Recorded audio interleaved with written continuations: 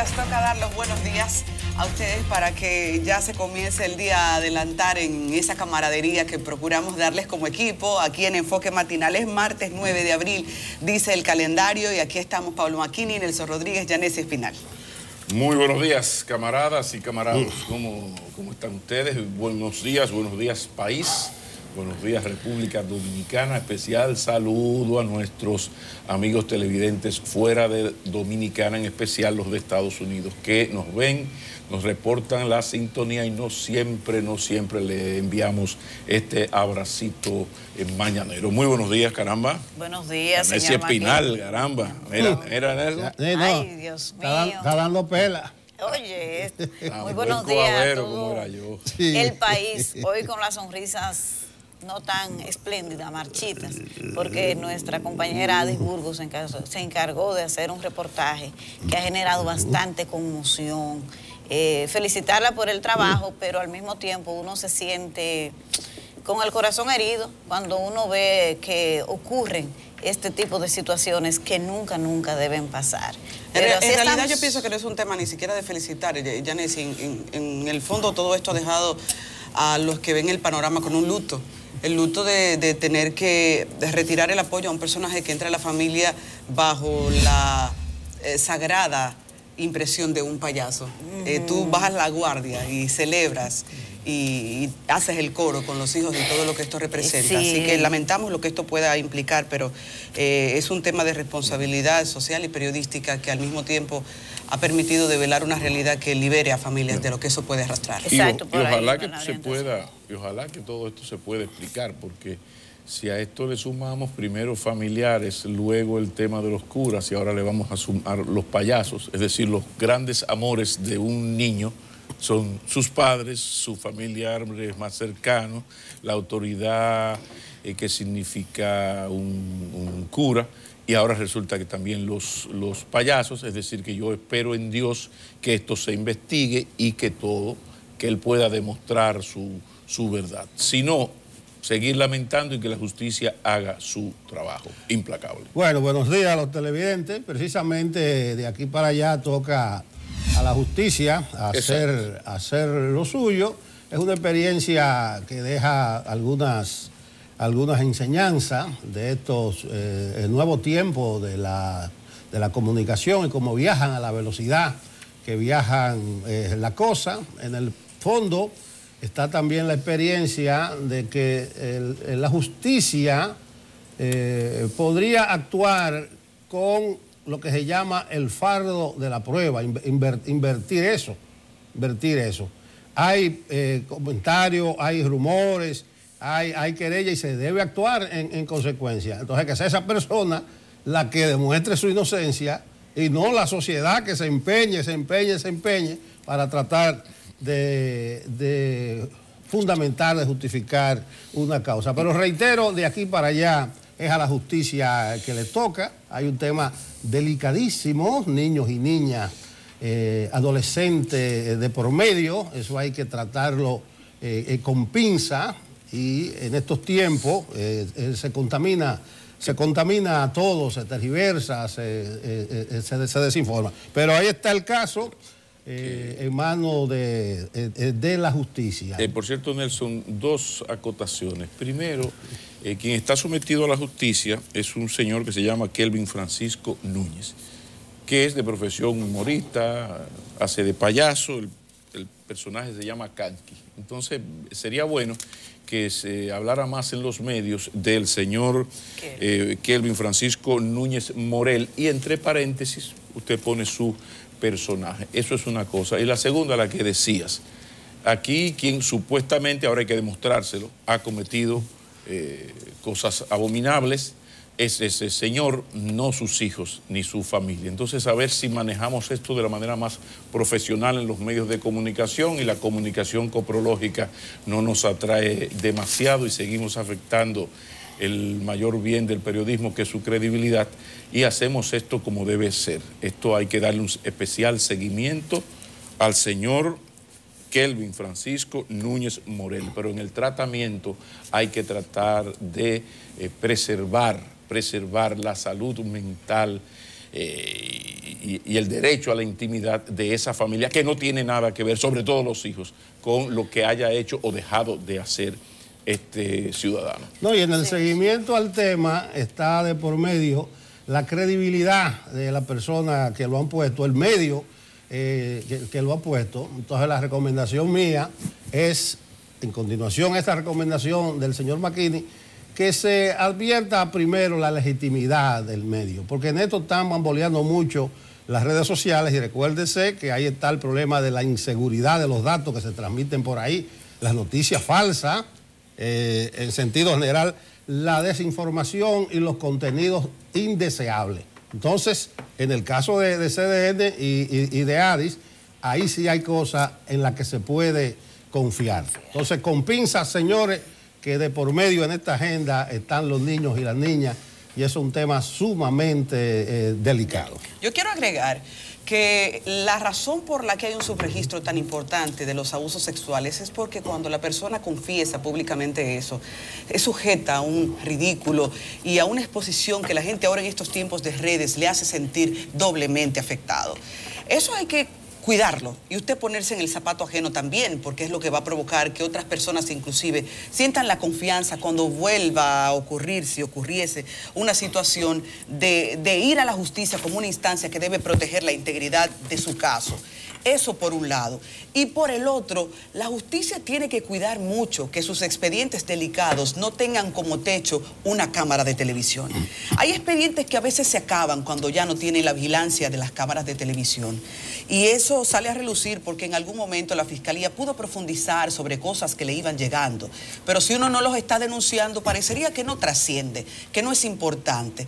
Y esta es una lección para que la justicia sepa cuánto tiene en sus manos el equilibrio de la sociedad y cómo importa que vaya siempre tomando, aún a veces, denuncias que parecen aisladas en su justo contexto. Ahí va. Sí. Bien. Hablaba Yanesi de la vida, reflexionaba sobre la vida en su introducción, y ayer el COE lanzó su pacto por la vida. Temprano lanzó el operativo para Semana Santa, porque para los que no se han enterado, ya el próximo domingo es el de Ramos.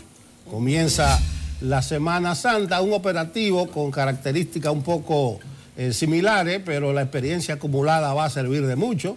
Más de 45.500 personas, entre brigadistas, médicos, efectivos militares, están lanzados a las calles. El COE aclara de entrada que tiene 4 variables fundamentales. Y me paro en esto porque siempre hay una contabilidad y una contradicción. Dice el COE que lo que va a medir son los accidentes de tránsito, el fallecimiento por asfixia por inmersión, o sea, los que se ahogan, también la intoxicación alimentaria y alcohólica. Entonces el COE dice, eso es lo que nosotros vamos a medir. Si una persona por celo, por una deuda, le da una puñalada a otra en Baoba del Piñal, entonces el COE no tiene por qué medir eso. Y lo otro es la recomendación al COE que siga con la línea de un solo boletín, pero ojo, no tiene que ocultar ni guardarse ninguna información.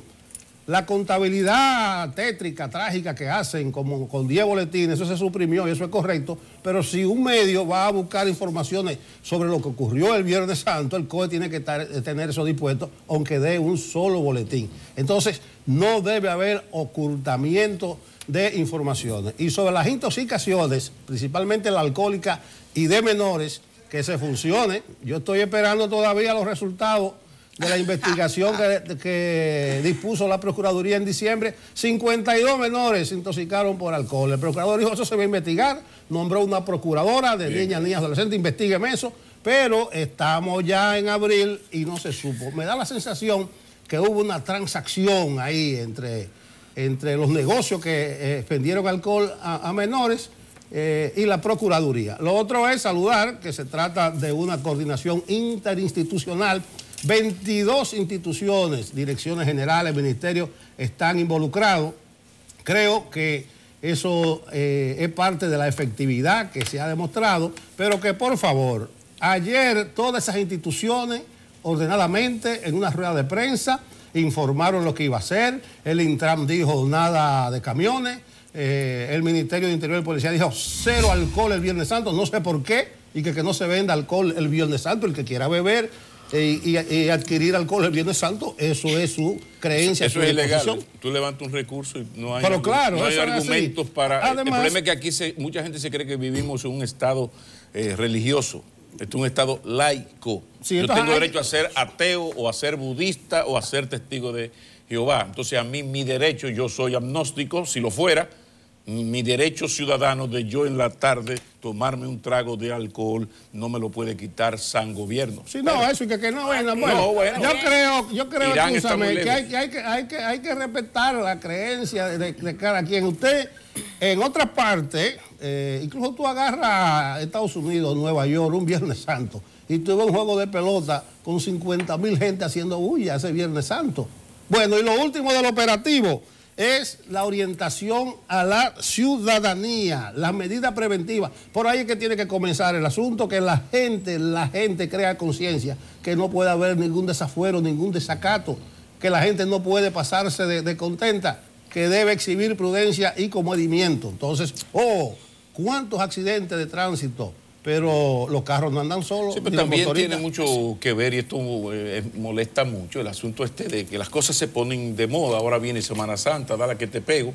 Pero aquí, por ejemplo, el Ministerio de Medio Ambiente, la Policía y la María Santísima han sido increíblemente incapaces de aplicar la ley de contaminación sónica. La ley de medio ambiente, lo que tiene. Yo estaba en Baní el viernes en la tarde.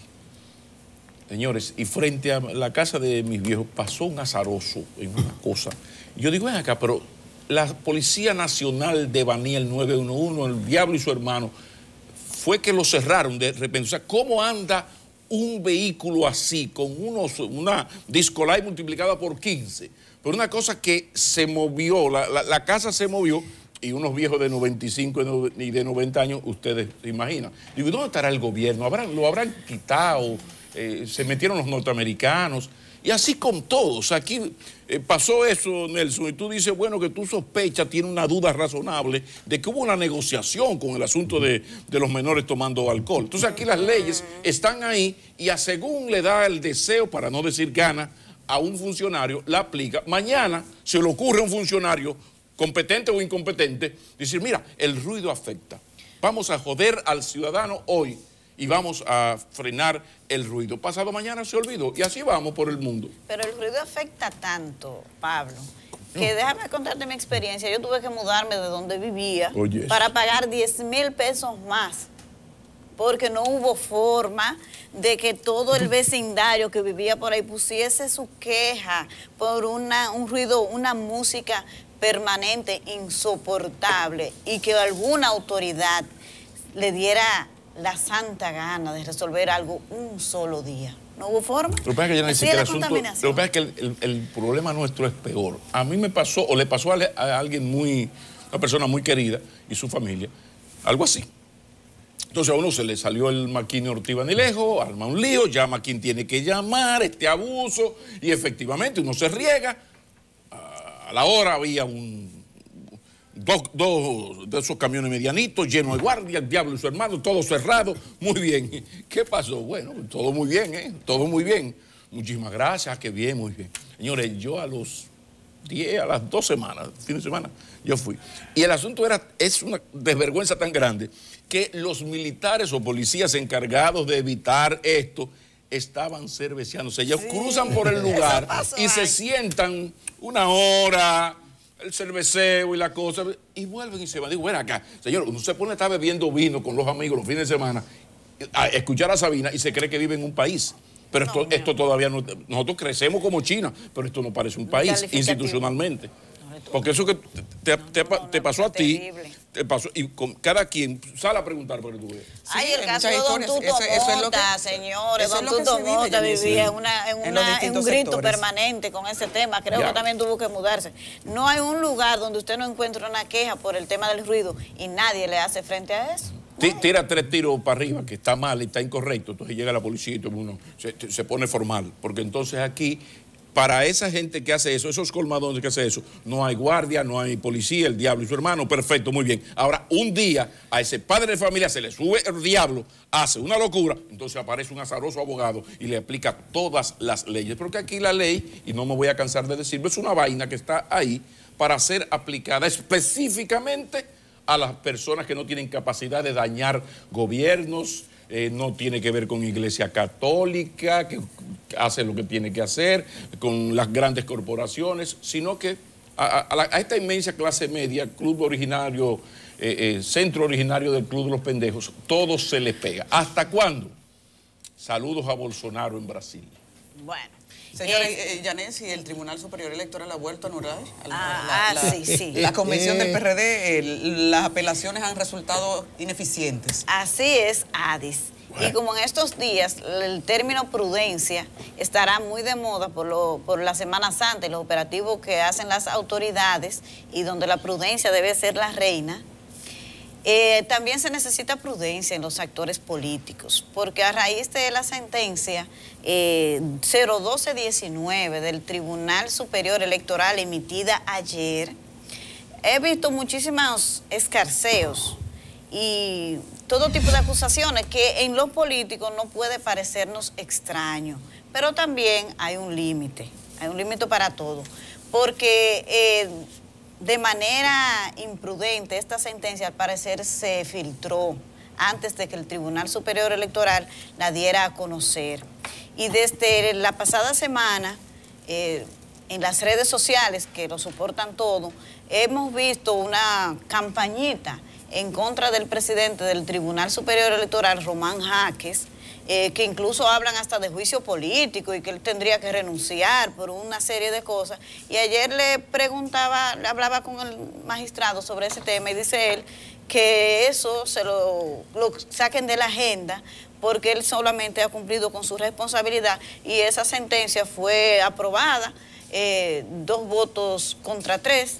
Usted tiene derecho a no estar de acuerdo, el PRD tiene derecho a decir lo que dijo ayer, a lo que no hay derecho es incluso a dar a conocer la vida privada del magistrado Román Jaques y su familia, que eso han dado por las redes sociales. Y hoy el mundo de las redes es incontrolable, lamentablemente, sirve para lo bueno, pero también para lo malo. Con relación a esa sentencia, quería hacer esa observación. Incluso hay quienes están acusando a un sector político que no es precisamente el que está en el gobierno de haber forzado la emisión de esa sentencia. Hay de todo, pero debe imponerse la prudencia, sobre todo porque estamos ya cerca de un proceso electoral y las autoridades electorales van a recibir presión, mucha presión en este proceso, porque complejo es por demás. Así que hay que tener cuidado. Y sobre esa sentencia también quería hacer la siguiente observación. Aquí hay como un choque de trenes entre el Tribunal Superior Electoral y el Tribunal Constitucional. Porque resulta que desde hace un tiempo el Tribunal Superior Electoral tiene la teoría de que sus decisiones no deberían ser recurribles ante ningún órgano. En este caso sería el Tribunal Constitucional, porque al ser un tribunal especializado, consideran ellos, incluso hicieron un seminario para debatir el tema y todo, deberían quedarse sus decisiones ahí, porque ellos son un órgano especializado. Pero el Tribunal Constitucional ha emitido varias sentencias donde ha fijado el criterio de que las decisiones administrativas de la Junta Central Electoral deben recurrirse ante el Tribunal Superior Administrativo y no ante el Tribunal Superior Electoral. ¿Qué es, por ejemplo, una decisión administrativa? Bueno, el orden de los partidos en la boleta. Esta Junta Central Electoral fijó el criterio de que el orden de los partidos 1, 2 y 3 en la boleta debe ser por la sumatoria de la media de los votos alcanzados en los diferentes niveles, el presidencial, el municipal, el congresual, y que producto de eso entonces se establezca el orden de los partidos. Pero antes ya había otro criterio que era solamente tomando en cuenta el nivel presidencial. esa decisión administrativa de la Junta, el Tribunal Superior Electoral lo anuló. Y esa misma sentencia entonces fue atacada en el Tribunal Constitucional. Aunque todavía está pendiente de fallo, lo cierto es que el Tribunal Constitucional ya ha emitido sentencia donde establece que el criterio, que las decisiones administrativas de la Junta deben llevarse al Tribunal Superior Administrativo. Entonces hay un poco de eso ahí, porque incluso en esta sentencia, en la 01219, que el tribunal ratifica la anulación de la convención del PRD, que incluye la anulación de medidas tan importantes como la extensión del periodo de las autoridades de Tony Peñaguaba, de Miguel Vargas como presidente y otra cosa, ojo, hay que dar anulado el tema de las primarias, que ahora hay un conflicto en el PRD con eso. Entonces habría que ver qué hará el PRD frente a esta sentencia que vuelve a afectarlo, que es demoledora, y a ver entonces si la recurre, si finalmente prefiere una convención para hacerla por el librito y que el Tribunal Superior Electoral se la pueda validar en caso de que sigan los escarceos internos. Mira, dos cosas. Yo hablaba con lo del payaso, del asunto de la credibilidad, la legitimidad del medio y de sus exponentes, sus protagonistas. En este caso mencionaba a Adisburgo, porque, señores, en este mundo de las redes sociales hay que estar prevenido. El que quiera dejarse confundir, que se deje confundir. Mencionaba 4 aspectos con lo del payaso. Inseguridad de los datos, informaciones falsas, desinformación y contenido indeseable. Ayer, con la sentencia esta, yo lo que vi fue la versión de una parte interesada. Yo dije, ¿qué es esto? ¿Y qué fue lo que acordó? Una parte interesada dio su versión, porque como dice Nessie, se filtró esto. Entonces, ahí hablamos de inseguridad de los datos y cierta desinformación, pero además los contenidos indeseables, la campaña contra los magistrados que adoptaron esa decisión. Está bien, fue 3-2, hubo votos disidentes, pero los 3 magistrados que votaron a favor de la nulidad de esa convención son Román Jaques, no tengo el honor de conocerlo personalmente, pero sí muy buena referencia. Rafaelina Peralta, a esa sí la conozco yo bien desde hace mucho tiempo, y Santiago Sosa, que todo el mundo conoce a Santiago Sosa, su paso por instituciones de la sociedad civil, por la Junta del Distrito Nacional. Entonces, ¿por qué tratar de denigrar en lo personal y a la familia de esos magistrados? A mí no me gustó la sentencia por varias razones. Porque era volver sobre un aspecto de esa convención que no se tomó en cuenta el quórum. Porque aquella vez no tomamos el quórum en cuenta porque no se atacó. Ahora sí. Además de que eso es un recurso de diciembre del 17. Bueno, va a decir, la justicia y los tribunales tienen sus plazos. Pero me da la sensación que nosotros estamos caminando hacia un tollo electoral. Porque ahí la tiene difícil el PRD. Pero ayer entrevistamos aquí a Héctor Guzmán y al diputado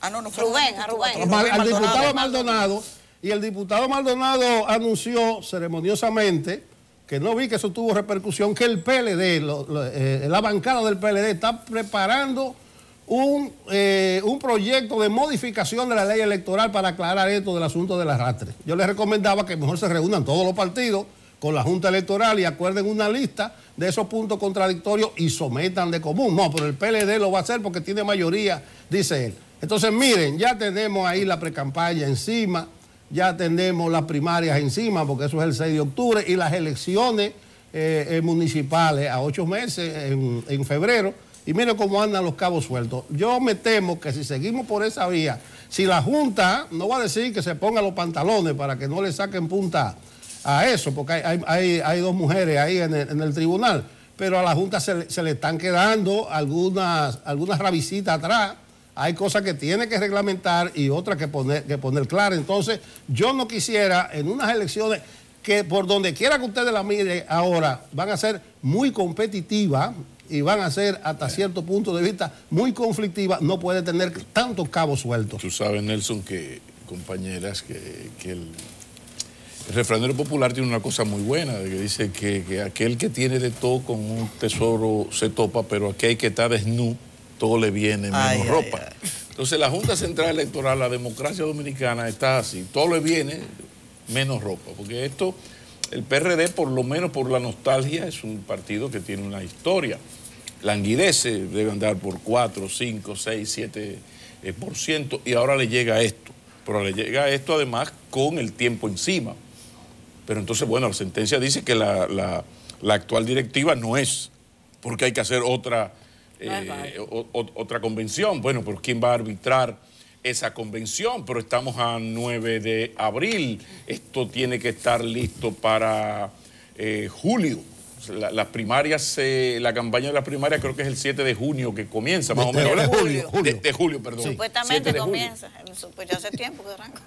Sí, bueno, es parte del chiste malo que es la política dominicana. Entonces, todo esto, como que vamos comprando caramelitos para que se arme un buen lío en este país. Sí, no ocurre lo que ha ocurrido en las últimas elecciones, que hay uno que gana mucho a poco. Y eso minimiza la cosa. Como anda el PLD, nada presagia que el PLD, si es que gane mucho a poquito. Podría ganar. Pero entonces, no sería el 62 a 35. Entonces, cuando tú agarras y vas sumando elementos, ítems, tú dices, coño, pero la verdad es que lo de la Junta Central, y esperen por ahí las cosas que faltan. Porque para colmo tenemos una ley que te dice, y que la rubricó el Congreso de la República y la firmó un presidente, donde dice que está prohibido hacer campaña negativa. Pero por favor, el 80% de la campaña que se hace en una lucha electoral es negativa, en el sentido de que si yo estoy compitiendo con Juancito Pérez Vidal alias Tito, y Tito estuvo preso en Madrid por drogas, a mí me parece muy bien que en mi discurso yo diga que este señor no puede representar a la comunidad si tiene un historial de narcotráfico. Porque estoy faltando a alguna ley. Ahora, lo feo fuera que yo, porque estoy abajo mi popularidad está por debajo del señor Tito, para hacerle daño me invente que él tenga eso. Pero señor, eso lo aprobó un Congreso. Entonces la verdad es que este es asunto, uno está sumamente sorprendido cómo va el país de mal en peor en términos institucionales y ve con mayor preocupación todo lo que tiene que ver con el proceso electoral por tantas preguntas sin respuesta. Si faltaba algo, hay un video rodando de un honorable legislador, diputado del PRD, se llama Rafael Leonidas. Yo espero que esto no tenga nada que ver con su comportamiento, pero él se llama Rafael Leonidas Abreu Valdés, es del PRD, y es interesante ver esto, no solo por el comportamiento de ese legislador, que como ustedes ven, llegó ahí armado, al lado suyo se ve, ahí está el de la camisa azul y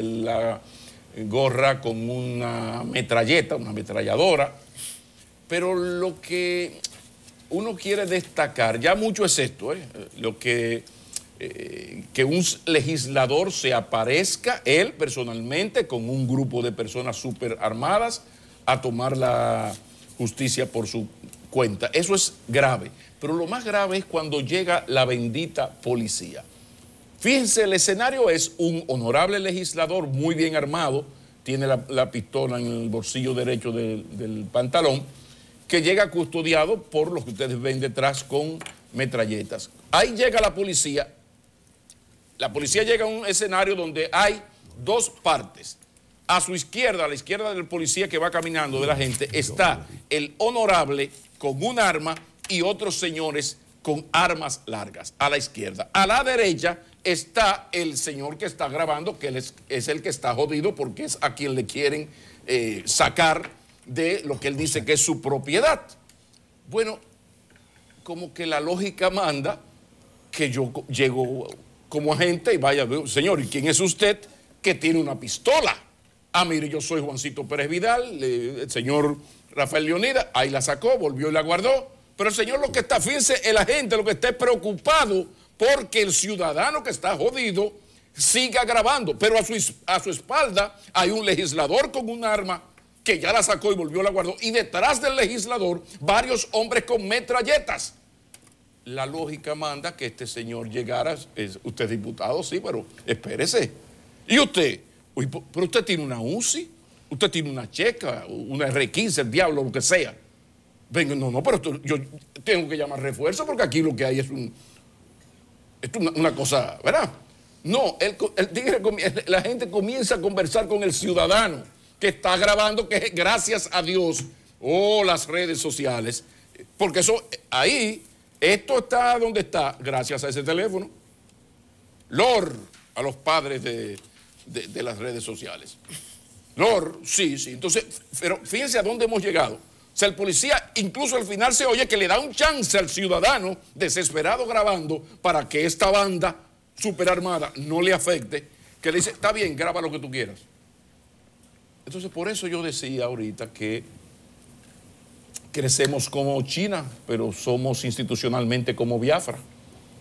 Porque ese es nuestro país. En esta ocasión hay una grabación, hay un video, y todos lo vemos. No, pero esto es como las cucarachas. Cuando usted en una casa, en medio de una sala, ve una cucaracha, en esa casa debe haber 100 cucarachas con día.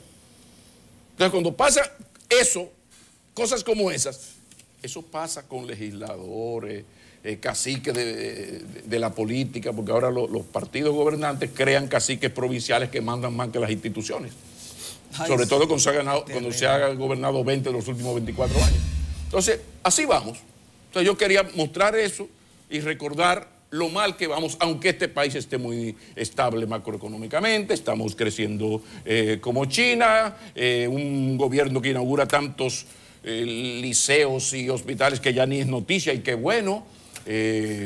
Hay centros para los discapacitados, hay unas estancias infantiles de pura madre, una jornada escolar extendida que es una cosa orgásmica. Aplausos. Ahora, si aquí no hay orden, si no hay el mínimo régimen de consecuencias y un legislador puede de manera reiterada hacer cosas como esas y no ocurre nada, y aquí vivimos hablando de cosas terribles que ocurren y no pasa nada, ¿hacia dónde vamos el día que la bendita economía? Y qué bueno que uno de nuestros entrevistados es Pedro Silverio, doctor en economía, exgerente general del Banco Central, académico donde los hubiese, un hombre de una gran experiencia, que ojalá que nos dé el tiempo para que él nos explique cuál es la realidad económica dominicana en lo que tiene que ver con el endeudamiento y sobre todo lo de la vulnerabilidad, que estamos alocados y nos creemos que este ciclo de crecimiento que tenemos en los últimos años se va a mantener. Pero yo quiero hacer la advertencia de lo mal que anda el país en términos institucionales. Y si a usted le suma la irresponsabilidad ciudadana que se va a poner en evidencia una vez más en Semana Santa, donde aquí tendrá que ponerle un guardia a cada ciudadano para que asuma su responsabilidad con él y con su propia familia. Porque uno habla mucho de las autoridades, las competentes y las incompetentes, y qué bueno que uno hace la denuncia. Sí, pero hay un asunto de responsabilidad de cada quien, y también en eso estamos fallando. Saben que yo siempre digo que cuando uno se mira el cuerpo y está gordito, uno dice, bueno, tengo que hacer ejercicio, vamos para el gimnasio. Y si estás entonces, ¿cuál es la cámara? ¿Esta o esta? Ok. Y si estás entonces flaco, dicen lo mismo, vamos para el gimnasio. No pasa lo mismo con el bolsillo. Cuando uno lo tiene vacío, debería ser también gimnasio del dinero. Y el país, señores, el país, si está en buenas, debe tener ese entrenamiento, y si está en malas también. Hablaremos de economía en el próximo bloque con Pedro Silverio, ya con un prontuario, como ha dicho Pablo, y sí que se puede en todos los niveles hablar de cómo está el país. Así que aquí les esperamos.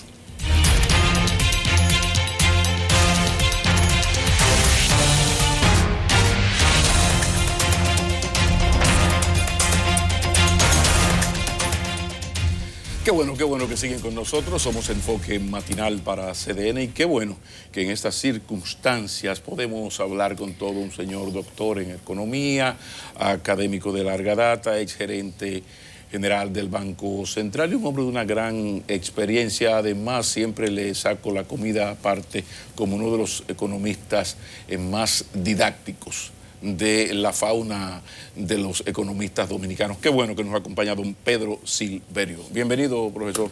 Gracias. El profesor es de verdad, porque hay un político que dañó lo de profesor y se le dice profesor a todo el mundo. No, ese es maestro, profesor de verdad. Bienvenido, Pedro Silverio. Muchas gracias.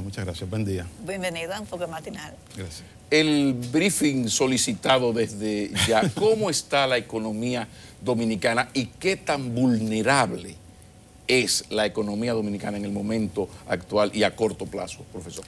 Bueno, yo pienso que ese briefing, como dices, está muy bien recogido en último informe que dio el Fondo Monetario Internacional, o la última evaluación que hizo el Fondo Monetario Internacional de la economía dominicana hace un par de semanas, donde mira las fortalezas que tiene la economía, con una economía que ha estado creciendo a un ritmo bastante alto, e incluso que se espera que ese ritmo no sea tan alto ya para el año 2019.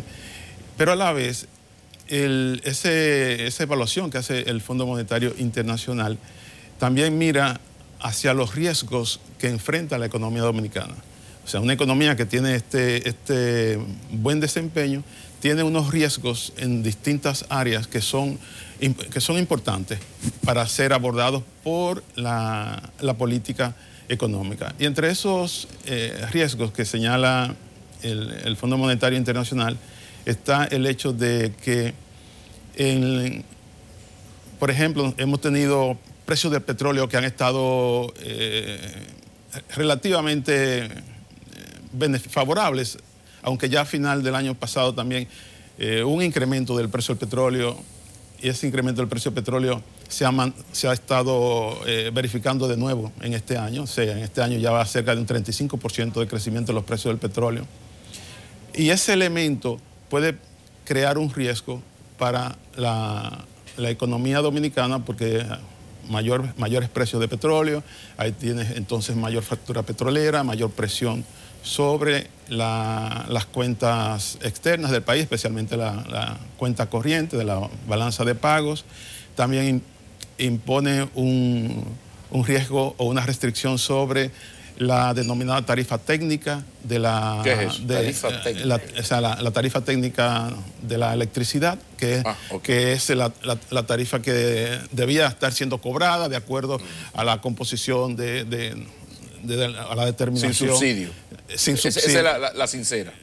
Sí. Sin subsidio. Esa es la que está establecido como regla de conducción del sector eléctrico. Y si esa tarifa técnica no se ajusta, como no se ha ajustado por mucho tiempo, entonces eso implicaría un mayor subsidio del Estado, del gobierno, y por lo tanto presionaría las cuentas también fiscales del gobierno. También esto también está amenazado, alimentado por la situación de Venezuela, por la situación de Libia, y es un entorno internacional que incluso con un hecho hasta positivo, que es la disputa comercial entre China y Estados Unidos, que va quizás a resolverse de acuerdo a las expectativas en buenos términos, y eso también aceleraría la economía internacional y que también presionaría lo del petróleo. Ese, digamos, por ese lado. Pero también el fondo ve otros riesgos y lo mira inevitablemente, lo mira con el tema del endeudamiento. Es decir, el fondo está viendo que el gobierno continúa endeudándose, que hay un déficit estructural en las cuentas fiscales, y que no hay, a la vista, no hay un elemento que pueda decir que eso se pueda detener. E incluso señala, debe crearse un marco de responsabilidad fiscal para que se clarifique los objetivos de política del gobierno. Es decir, es una crítica bastante fuerte, porque está diciendo que el gobierno no tiene claros sus objetivos de política. O sea, ¿qué tan cerca o lejos de las críticas de la oposición en ese tema está el informe del fondo con la oposición política? Porque usted habla con algunos economistas de la oposición y el país se cierra mañana a las 7:30. O sea, todo se derrumbó. Y luego están otras posiciones más o menos por ahí. O sea, ¿cómo traducir al lenguaje llano esa información? Sí, yo creo que las críticas primero van en la misma dirección, aunque quizás no en la misma intensidad. Okay. Porque cuando se incluye el elemento ya político, ya se introduce, ¿verdad?, una distorsión. Un elemento ahí de mayor presión, por un lado, pero también cuando tú miras la crítica del Fondo Monetario Internacional, tú sabes que es la menor crítica posible o la mayor crítica posible que se le puede hacer por eso pido la lectura desde el punto... Por eso pido la lectura del técnico que me puede medio traducir, porque estos organismos dicen una cosa ahí que uno no entiende mucho. Entonces ahí estamos, entre una crítica del Fondo Monetario Internacional, que es muy diplomática, y una crítica de la oposición política, que es muy abierta. Entonces ahí debe haber un espacio entre estos dos extremos, donde realmente podemos decir, creo yo, que él debe enfrentarse o debe asumirse una posición desde el punto de vista de las políticas del gobierno más decidida en la contención del endeudamiento, porque el Fondo Monetario viene alertando ya desde hace mucho tiempo y desde hace varios años diciendo, si no se redefine la política de endeudamiento en 2020, 2019, vamos a tener que el porcentaje de la deuda va a alcanzar el 53% del Producto Interno Bruto. Pero lo alcanzamos. O sea, lo que era un elemento de preocupación del Fondo Monetario hace unos años, lo alcanzamos ya. Entonces, ¿hasta qué punto podemos? Bueno, sabemos que en economía las cosas, las tensiones en el aparato económico se van acumulando y pueden marchar aparentemente normal por mucho tiempo. Pero cuando se desencadenan de manera rápida y prácticamente no da tiempo a tomar posiciones para contenerla y desborda la capacidad política, de política económica de los gobiernos. Entonces, ese es el punto que yo creo que vamos a decir que es positivo desde la crítica de la oposición a la política de endeudamiento, que siempre son las alertas necesarias que se deben poner para que podamos corregir el curso en un tiempo prudente y no esperar el momento en que ya se hace completamente inevitable. Modelo económico. Desde la oposición se dice que hay que cambiar el modelo económico, pero ese modelo económico habla de crecimiento de 7%. Y se habla entonces desde el Banco Central que lo que hay que cambiar es el modelo social. ¿Cuál es la diferencia y cómo hacer que la economía pueda traducirse en una mayor reducción de la desigualdad social, de ese crecimiento de 7% que habla el mismo Fondo Monetario? Es el gran debate. El gran debate de cómo traducir crecimiento en progreso, en desarrollo. Eso es un debate en la teoría económica, es un debate en la política, en lo social, porque es que lo comprende todo.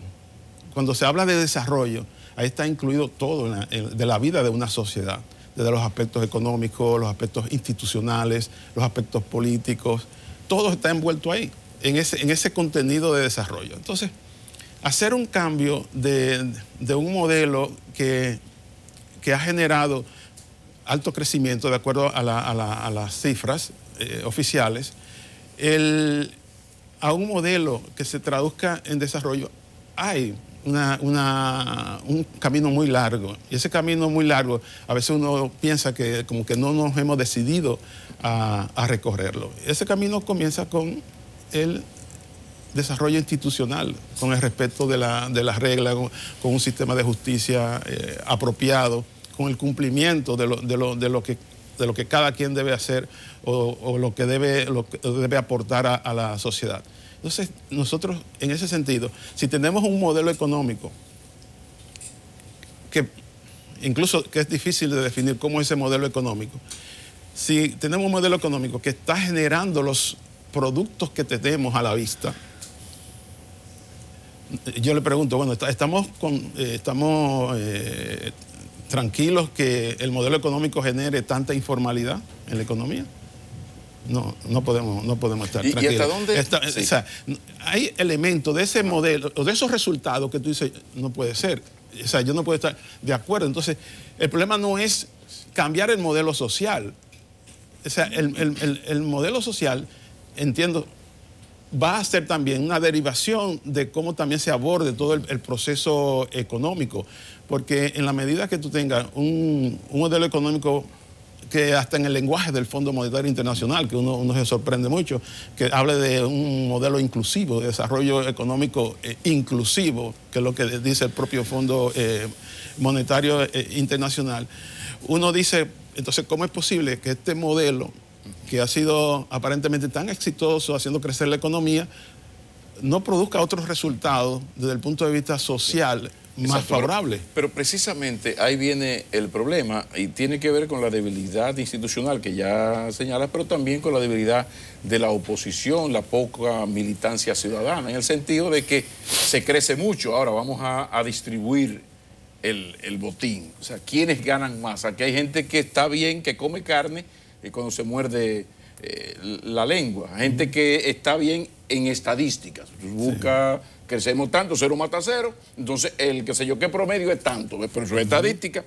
Entonces, ¿hasta qué punto esto tiene que ver con que, bueno, hay unas élites políticas que crean y luego son apoyadas por unas élites económicas que mientras no haya una fuerza que se les oponga, pues este es el mejor modelo del mundo, es un modelo de alto crecimiento donde estas élites insaciables, terribles, ganan y ganan y ganan, y lo otro es pura borona. Sí, pero no hay una oposición que le diga, eso no es así, ¿no? Espérate. Es como lo de la ley de seguridad social, qué sé yo, izquierda, el centro de izquierda, vamos a la calle a que esto se arregle. Sí, pero al gobierno lo dejan solo. Ante la presión de los poderosos, nunca pasa nada. La pregunta, ¿es inevitable un colapso económico para que este país reaccione ante eso que estamos hablando y ese informe del fondo? Bueno, tú has dado un diagnóstico ahí que la verdad es para ponerse a pensar, es decir, el tema de esa vinculación de las élites con el gobierno, el statu quo, es difícil y precisamente ese es uno de los problemas que debe afrontarse, no con la disidencia política, yo diría que con la convergencia política. ¿Por qué? Porque muy bien, la oposición puede criticar todos esos aspectos que son criticables del gobierno. El gobierno puede defenderse también y saca a relucir su fortaleza, y los empresarios también pueden decir que en cierta medida hay un clima de negocio que les permite hacer bien su negocio. Ahora, hay una parte de las reformas de esta sociedad que no debe estar sujeta a un partido político, ni debe estar sujeta a un grupo en particular. Las reformas que necesita el país son tan profundas que un solo partido político no puede asumir los costos políticos de esas reformas. Es decir, el gobierno no puede asumir el costo político de la reforma exclusivamente, ni la oposición tampoco puede asumir el costo político. Pero se llegan a consensos y no se practica como la Estrategia Nacional de Desarrollo, que fue un gran consenso para hacer cosas. Bueno, pero no se ha hecho nada. Lo que pasa es que me voy a desviar un poco de la estrategia, porque lo de la estrategia me llama la atención mucho por el hecho de que en el fondo la estrategia fue una gran declaración de amor entre supuestamente un gran consenso, aplausos. Sí, una gran declaración de que estamos de acuerdo con cosas muy grandes para el país, con unas metas. Pero las que me afectan no me las aplica, me favor. Pero en el fondo, evítate problemas conmigo. En el fondo era hace una estrategia sin los músculos para ser implementada. Entonces, desde ese punto de vista, pues, es muy difícil. Por ejemplo, la reforma fiscal. La reforma fiscal, que también ha sido señalada por el Fondo Monetario Internacional, yo no creo que debe mirarse tampoco como el ejercicio de un partido político. La reforma fiscal debe ser un acuerdo donde, para mí, principalmente los partidos políticos asuman una responsabilidad ante el país y se comprometan con el tipo de reforma que necesita el país. No el PLD, no el PRM, los partidos políticos como grupo. ¿Para qué? Porque cuando se hace una reforma significativa desde el punto de vista fiscal para un país, envuelve muchos costos políticos. Y esos costos políticos, si se comparten entre los partidos políticos, se minimizan completamente. Pero por eso mencioné lo de la Estrategia Nacional de Desarrollo, donde sí, nos pusimos de acuerdo, fuerzas políticas, fuerzas económicas, Iglesia, la María Santísima. Y ni así somos capaces, cuando llega, vamos a revisar las exenciones, bueno, vete al paso. Pero la diferencia entre la Estrategia Nacional de Desarrollo y una reforma fiscal es que la reforma fiscal te va a dar cuestiones de orden concreto, de una ley de aplicación impositivo, que ya tú no puedes decir, bueno, voy a hacer esto. No, no. Ya la ley está ahí. En la Estrategia Nacional de Desarrollo hay muchas cosas inspiracionales. O sea, hay muchas cosas que, bueno, aspiramos a un país desarrollado 2030 con tal y tal condiciones. Pero hay metas, pero no hay metas y no se cumplen y se mira para otro lado. Si afectan intereses. Claro que hay metas y hay mandatos. Hay mandatos. Esa estrategia demanda una reforma fiscal. Por ejemplo, le iba a preguntar sobre eso. Una reforma fiscal. Desde el 2012 al 2013, no se hace una reforma fiscal. ¿Qué tanto tiempo más soportaría la economía sin esa reforma fiscal que uno escucha mucho a los economistas decir que se necesita? Bueno, es que en el 2012 o 2013 no hubo una reforma fiscal. Y probablemente nosotros no hemos tenido en los últimos 20 años una reforma fiscal. Aumento de... Nosotros hemos tenido reformas tributarias. Hemos tenido cambios de impuestos. Cuando ya se habla de una reforma fiscal, se debe conjugar la política de gastos con la política de impuestos. Y nosotros hasta ahora lo que hemos conjugado muy bien, el verbo impuestos. El verbo imponer. Volvemos a lo mismo, sin gran crisis económica no hay posibilidad de una reforma fiscal, por esa parte que acaba usted de señalar. Lo de la reforma fiscal implica la calidad y transparencia del gasto. Entonces, yo huyo y me quedo en lo tributario. Bueno, ya tú me pusiste con la espalda en la pared. No, pregunta, profesor. Yo no quería parecer pesimista. No. Porque usted es un optimista aterrizado. Curado. Optimista aterrizado. Pero yo pienso que tal como se están dando las condiciones en el país, realmente una reforma fiscal significativa, lamentablemente, no será posible sin una crisis. Pero eso es alarmante. O sea, eso es lo que dice la historia. Eso es lo que hemos visto. Eso es lo que hemos visto. Se ha necesitado, para las grandes decisiones de materia de política fiscal, se ha necesitado un precedente de crisis. O sea, ningún país en tiempo de crecimiento, en tiempo de lo que se llaman las vacas gordas o la bonanza, ha hecho una reforma La revisión de las excepciones es un buen ejemplo, porque no es toda, sino sentarme una a una. Bueno, hace 20 años te di una excepción fiscal para tu asunto. Cero mata cero. Pero mira, no ha dado resultado. No, la de Yanis sí dio resultado. Vamos a dejar eso. Claro. O sea, desde que se habló, el gobierno, creo que fue el de Lionel, sí, comenzó a hablar de reforma, de revisión de las excepciones. Y le crearon un instituto por la institucionalidad democrática y le tiraron a matar. ¿Cómo se llamaba? EIDEN, creo. EIDEN, algo así. O sea, cuando el gobierno, con infografía incluida, soltó a la prensa esa infografía, donde decía que creo que eran 267.000 millones de pesos que estaban en esa parte y que íbamos a revisarla. Hasta ahí llegó la democracia. Claro, lo que pasa es que yo estoy de acuerdo con la revisión de las exenciones. Ahora, claro, una a una. Pero para tú revisar las exenciones, no lo puedes hacer al margen de dos cosas. No lo puedes hacer al margen, primero, de la revisión de tu política de gasto público. Y segundo, no la puedes hacer al margen de la revisión de las tasas impositivas. Porque si esas exenciones, muchas de ellas han sido necesarias por las altas tasas impositivas que se tienen en la estructura tributaria nuestra. Entonces, sí, esto no puede ser, señores, vamos a eliminar las exenciones. No, esto es, vamos a reevaluar las exenciones, vamos a reevaluar las tasas impositivas y vamos a reevaluar la política de gasto público, que también el fondo dice toda la calidad. Que ahí debe haber un marco de responsabilidad fiscal que no se tiene. Claro. Profesor, hemos llegado al final, Pablo, de este conversatorio. Tan sí, interesante, sí, que me hubiese gustado escuchar. Pero una ñapita, sí, pero estamos en confianza ya, somos en llave del doctor. Que a mí me ha llamado la atención y ha dado ñapita. mucho seso, dicen popularmente, al tema de que 1.400.000 personas salieron de la pobreza. Hay que creerlo porque lo dicen las estadísticas, lo dice el gobierno, pero todo el mundo no cree eso. ¿Cómo es que eso se calcula? Y es posible que eso haya ocurrido porque entonces no hay crecimiento con desigualdad. ¿Sí así?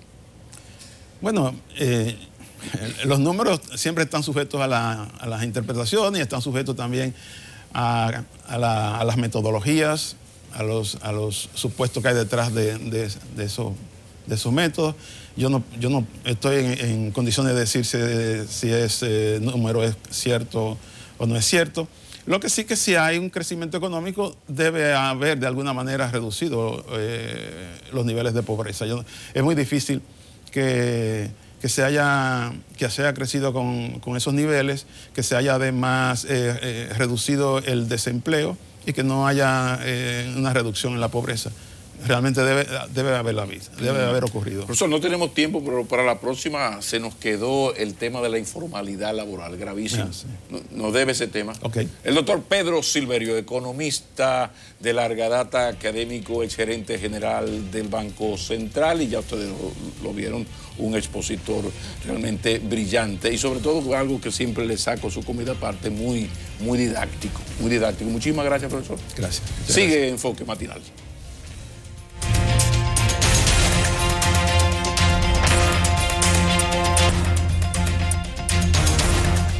Hola, ¿qué tal? Muy buenos días. Gracias por estar con nosotros en Enfoque Matinal. Ahora vamos al tránsito de las noticias con el semáforo arrancando con la luz roja. Vaya perla, de repente entre unas horas y otras, 2 aeronaves penetraron por la zona este del país y se lleva uno la sorpresa de que las autoridades dicen los tenemos pero no los tenemos. O por lo menos los teníamos pero no los pudimos capturar. Teníamos señales y más tarde las perdimos. Y es que ya el narcotráfico le sabe el truco. Si sobrevolar bajito hace que yo entre en el terreno de tu debilidad, o sea, no tienes radares para identificarme, pues se cae de la mata lo que haré. Las sombras del narcotráfico. Y así entramos a un tema que resurge un debate que ya antes hemos hablado, los radares en República Dominicana. Y me quiero remitir a resaltar el artículo que el periódico El Día Hoy hace, hablando sobre cómo hace 7 años en la base aérea de San Isidro permanecen radares que fueron comprados por el gobierno dominicano a un módico de 57 millones de pesos, luego de una declaratoria nacional que, hablando de la seguridad y del tema narcotráfico, aprobara un presupuesto. A partir de ahí, esos radares no han sido instalados y bueno, no entendemos de todo el tema. Recuerden que este tema de aeronavegación, de interceptación, de aeronáutica civil es pura ciencia. La gente solo reconoce el problema hasta un punto. Nos está dominando el narcotráfico, ya no sabemos hasta dónde entran los límites del microtráfico porque vivimos con él en el patio y entendemos que lo que hacen las autoridades no es suficiente. Entonces, cuando uno ve, observa, analiza, critica esas megapolíticas, esas estrategias de gobierno que deberían atacar de frente la seguridad nacional, el análisis se queda corto.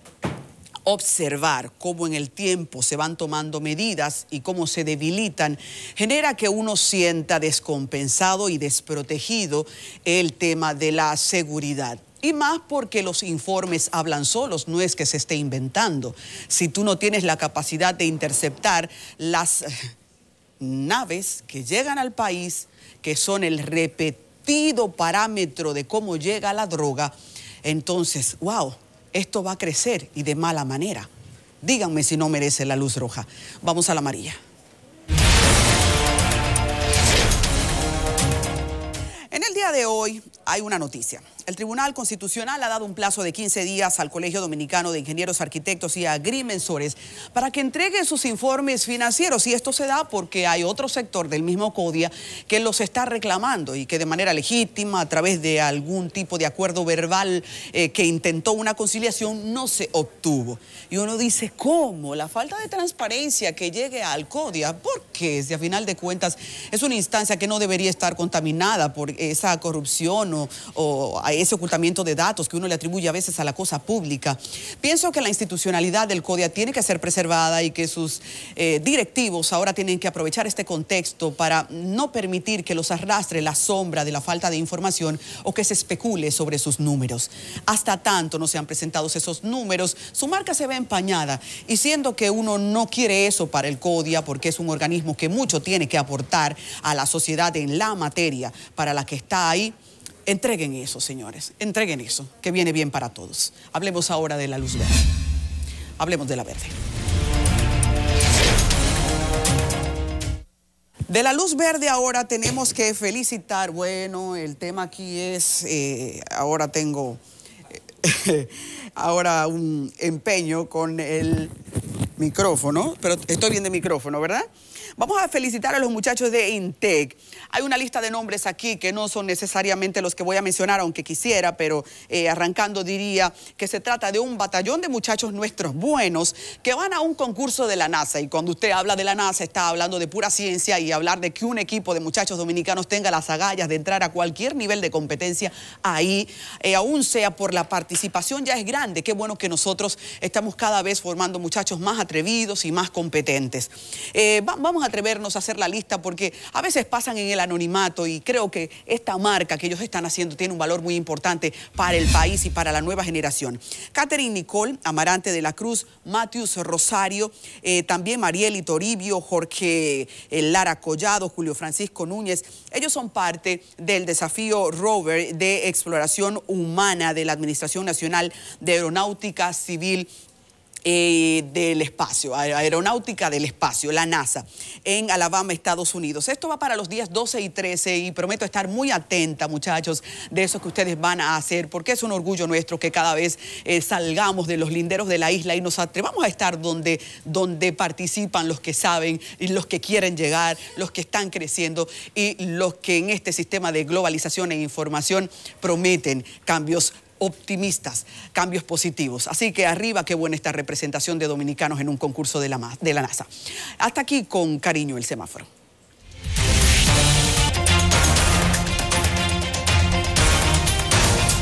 Jairomi Castro Milanés es nuestro invitado de esta oportunidad. Él es el coordinador general del Movimiento Cívico Participación Ciudadana, y creo que tendremos muchas cosas de qué hablar en torno a la situación electoral del país, las leyes, la Junta. Buenos días, Jairomi. Muy buenos días, un placer venir a compartir con ustedes en esta mañana lo que estamos haciendo y nuestro parecer acerca de la situación electoral y la situación económico, política, social de la República Dominicana. Bueno, felicitarte por la designación. Nosotros Gracias. Nos alegramos siempre que aparece la sangre nueva, gente joven, que se metan en la candelá. Entonces vamos a ver, porque coordinador y con un periodo electoral encima.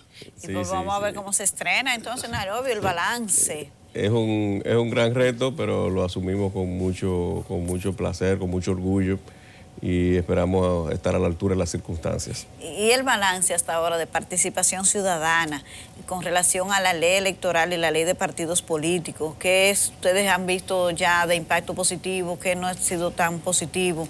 Participación ciudadana que siempre le da seguimiento a ese tipo de temas. Bien, mira, nosotros enviamos a la Junta Central Electoral una comunicación con algunas preocupaciones básicas que tienen que ver con lo que es, si me permiten, el tiempo, las pruebas, las auditorías del sistema, la educación para fines del sufragio en las próximas elecciones, que serán 2 elecciones, para escoger 3 tipos de cargos electivos, y el calendario que tiene que ver mucho con el tiempo y lo otro. Es decir, todo es una cadena que se une.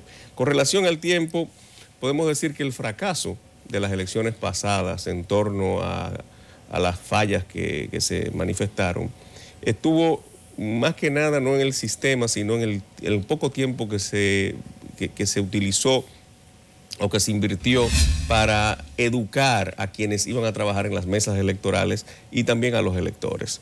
Y por esto es importante. Los expertos dicen que por lo menos con 1 año de antelación se deben de iniciar todos los procesos. Y esto es importante porque estamos estamos ahora en abril, a 1 año y pico de la segunda elección, que es la elección presidencial y congresual. Y ya menos de 1 año de las municipales y a meses de las primarias. Entonces, es una situación que ya apremia. Con las pruebas, entendemos que no se puede utilizar como tubo de ensayo las primarias, sino que las primarias deben de ser una muestra de que el sistema funciona y de que se entiende. Es decir, que las pruebas se deben de hacer antes de las primarias, no utilizar las primarias como pruebas como tales. Y esto es importante porque no está en los planes, en el plan estratégico y operativo de la Junta Central Electoral. Y esto se debe a que el plan fue hecho anterior a la aprobación de la ley de partidos, y se entiende. Por eso entendemos que la Junta hará los ajustes de rigor en torno a lo que es el tiempo y las pruebas. Con relación a las auditorías, entendemos que se debe contratar una firma de auditores internacional de prestigio, con una licitación, ¿verdad?, transparente, que audite todos los procesos, todos y cada uno de los procesos, incluso de las primarias, para que eso dé y genere confianza en los electores, en la sociedad. Y la educación es básica porque no solamente de los electores, también de quienes trabajan en las mesas electorales, que son esta gente son las que generan la confianza en los electores y la confianza en los documentos que se emiten finalmente. Y el calendario, que ya lo hemos tocado, que con relación al tiempo, que lo hemos unido, ya que el tiempo, como hemos dicho, apremia, tenemos poco tiempo y es básico todo lo anterior, aplicar todo lo anterior y calendarizar todo lo anterior. Con relación a algunas contradicciones entre una ley y otra, algunas lagunas, ahí está lo del arrastre, la Junta ya dio un plazo, está la amenaza de un grupo de 32 diputados y diputadas de someter un proyecto para modificar el asunto de la cuota de la mujer, la cuota por género. ¿Participación Ciudadana tiene alguna idea de cómo abordar estas contradicciones ya con el tiempo encima? Sí, existe una contradicción entre una ley y otra, y entre unos artículos también, pero entendemos que eso con una interpretación de la misma Junta, mediante una resolución, dado que son leyes orgánicas, ambas, esto puede quedar solucionado. Y entendemos que el arrastre debe de ser eliminado, y es el espíritu de la ley. Lo que pasa es que en esto parece que se ha generado un gazapo, ¿verdad? Se le ha ido una pifia quizás al legislador, y no supo enfocar bien y se presta a este tipo de interpretaciones. El arrastre no puede, el arrastre es antidemocrático. Es decir, no podemos, que porque alguien marque a un diputado, arrastrar a un senador.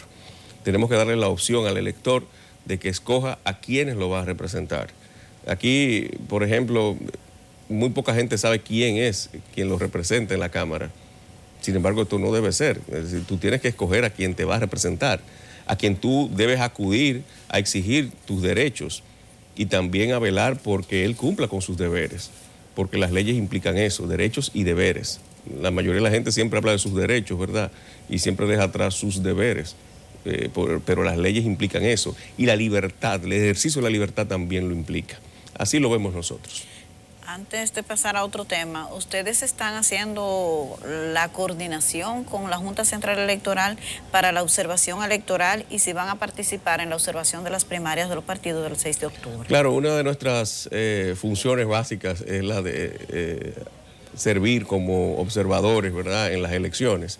Y donde participe la Junta, nosotros siempre también estaremos coadyuvando a que se desarrollen las actividades tal cual lo especifican las normas legales y las mejores prácticas. Sí, nosotros estaremos apoyando todas estas actividades porque son actividades de la democracia, son ejercicios democráticos más bien. Entonces nosotros siempre estamos apoyando esto y esto está dentro de nuestro plan estratégico y entre las tareas de nuestros planes operativos. Bueno, vamos a una valoración del momento de la lucha contra la corrupción y contra la impunidad que parece que decae. Muchos analistas, expertos, dicen que a Marcha Verde se le acabó el camino. O sea, al llegar el periodo electoral, vemos a sus principales cabezas visibles que están optando por puestos electivos, algunos movimientos de apoyo. ¿Podría considerarse que decae esa lucha ¿Y qué valoración se hace del impacto de Marcha Verde y el punto de indefinición que existe ahora? Porque cuando me aparezca un activista social, que los hay y muchos, tú tendrás que ver si es un aspirante a diputado o a senador o realmente un luchador contra la corrupción y contra la impunidad.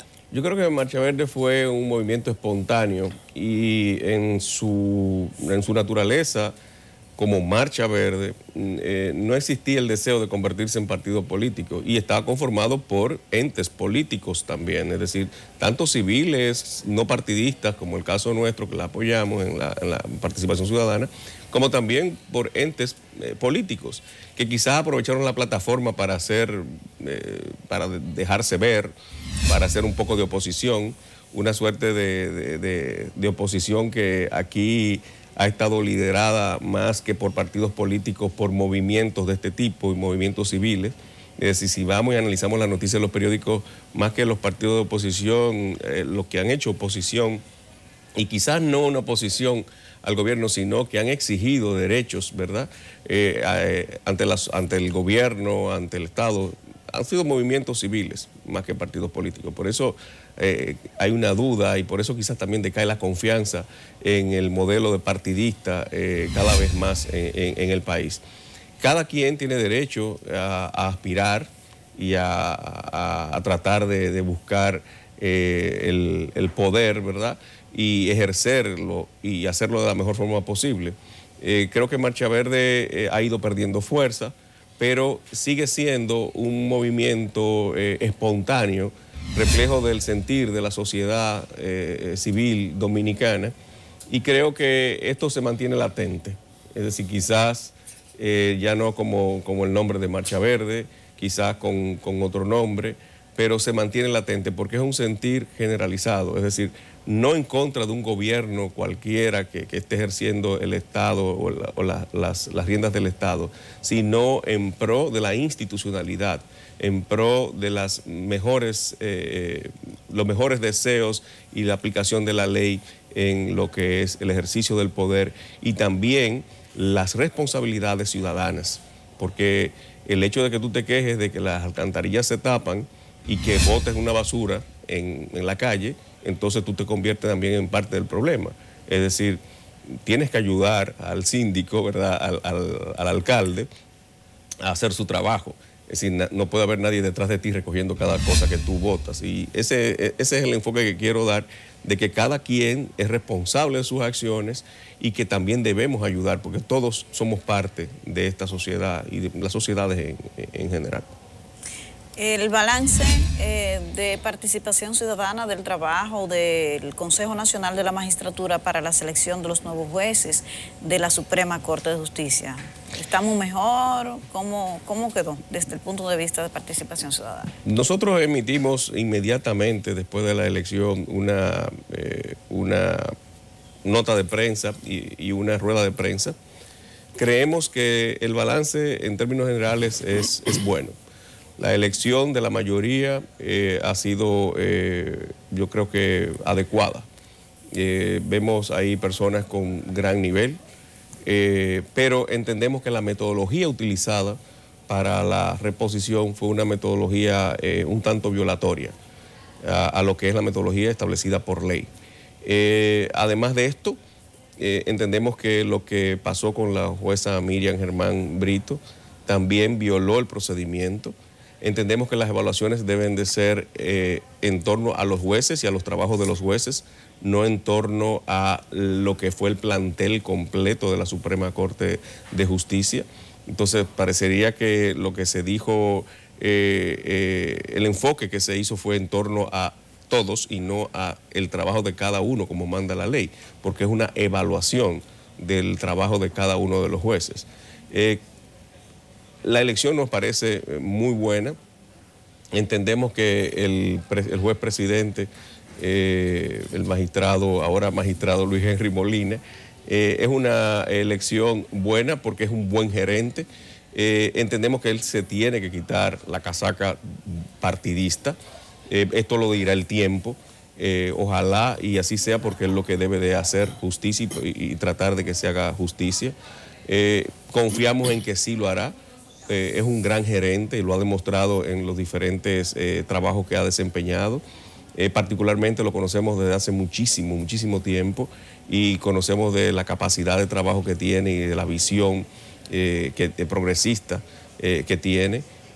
Por lo tanto, auguramos que hará un buen trabajo porque nos conviene a todos, a toda la sociedad dominicana. Y realmente eso es lo que nosotros esperamos y él cuenta con nuestra ayuda para hacer las cosas de forma institucional siempre.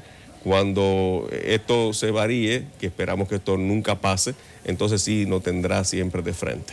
Bueno, el caso Odebrecht está llegando a su etapa final. Sí, creo que es la semana final. Sí, el juicio preliminar casi termina porque solamente el imputado Jesús Vázquez es el que falta por hacer su defensa. 5 días a cada uno, yo entiendo que es exactamente. mucho. ¿Qué expectativa tiene Participación Ciudadana de cómo se ha conducido el proceso hasta ahora y lo que se puede esperar? Bueno, el proceso entiendo que en términos metodológicos se ha conducido bien. Lo único que nosotros entendemos es que a todas luces el proceso de acusación y de investigación tiene aparenta tener sus fallas, debido a que los testigos no han sido realmente confrontados, no han sido entrevistados por parte del Ministerio Público, sino que solamente se ha utilizado la delación premiada, como se le llama, ¿verdad? Esto es un poco subjetivo, dado a que lo que ellos han dicho no es todo lo que se necesita o necesita el Ministerio Público. Eso lo entiendo yo y eso es lógico. Es decir, otro puede hablar lo que quiera y decir lo que quiera, pero si me compete a mí una investigación, yo necesito carearlo de frente para saber los detalles, los recodos, las partes grises que pueda tener y lo que él puede adicionar y enriquecer lo que es el proceso de investigación. Por eso entendemos que ahí hay una situación que se debió tomar en cuenta por parte del Ministerio Público y lo que nosotros esperamos es que se haga justicia.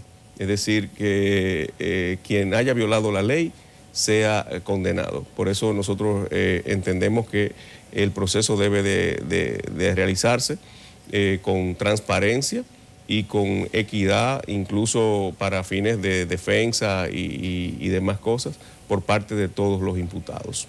Bueno, Jairomi, nosotros agradecemos tu presencia en Enfoque Matinal.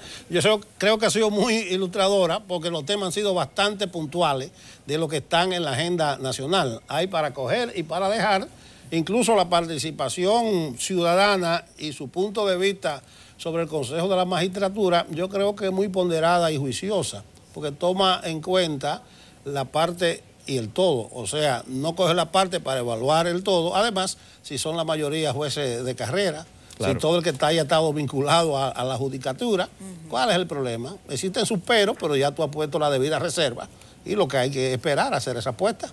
Claro que sí, claro que sí. Y debo enfatizar en que Participación Ciudadana está siempre presta y atenta a todos los acontecimientos que vayan a afectar a la sociedad dominicana, a los entes tanto productivos, obreros, a todos.